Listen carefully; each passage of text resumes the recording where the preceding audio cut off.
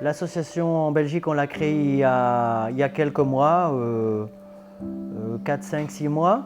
On a réfléchi à ce qu'on pouvait faire pour l'association et on a créé notre premier événement le 15 juin dernier, une soirée caritative, voilà, en faveur des enfants bien sûr et surtout pour finir la Maison de l'Espoir. On a fait une récolte récemment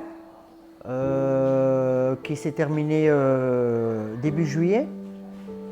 Voilà, on a récolté un petit peu dans toute la Belgique, beaucoup d'affaires de vêtements pour les enfants, pour adultes, chaussures, beaucoup de jouets aussi, quelques affaires scolaires.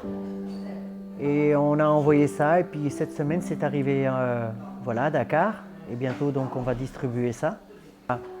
On est assez actif au niveau de la Belgique, surtout à Bruxelles. On a des membres très actifs, très réactifs. Et de temps en temps, on organise comme ça, par exemple, il n'y a pas longtemps, une des membres, Angela et Kenan, le Snack Délice. Ils ont organisé aussi en faveur de l'association en Belgique, donc une journée. Toutes les ventes qui ont été faites cette journée, voilà, la recette est allée aussi aux Racines de l'Espoir. Et puis petit à petit, voilà, on réfléchit à ce qu'on peut faire concrètement dans le futur pour les enfants, mais aussi pour continuer à soutenir la Maison de l'Espoir. J'ai été sur le terrain ici au Sénégal. J'ai été aidé à la Maison de l'Espoir. On a été dans les villages, à Mbaké, on a été voilà, un peu partout distribuer des affaires. Ce qui est formidable, c'est que quand dans les villages, ce qui m'a surtout frappé, c'est que les enfants là-bas n'ont rien. C'est à peine s'ils ont de l'eau courante et de l'électricité. Ils n'ont jamais vu des portables ni des ordinateurs. Des voitures sont très rares là-bas aussi. Ils vont à l'école à pied, ils font 5-10 km pour aller à l'école, mais tout se passe avec le sourire. Ces enfants sont super positifs et enthousiastes. Ils ont une force énorme aussi de vouloir avancer, qui est voilà, formidable vu les conditions dans lesquelles ils vivent. Et quand on est arrivé dans ces villages, voilà, d'abord ils voyaient déjà pas beaucoup des Blancs. Alors quand on est arrivé, ils m'ont accueilli vraiment, c'était formidable. Ça m'a fait chaud au cœur.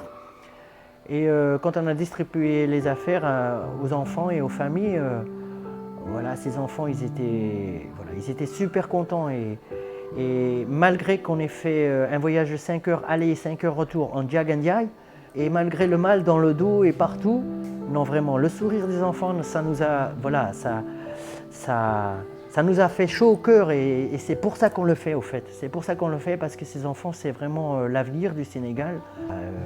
Je crois que ça, c'est la principale raison pour laquelle aussi en Belgique, on s'engage vraiment à faire tout ce qu'on peut sur tous les terrains pour voilà, aider Sophie ici au Sénégal et surtout ses enfants.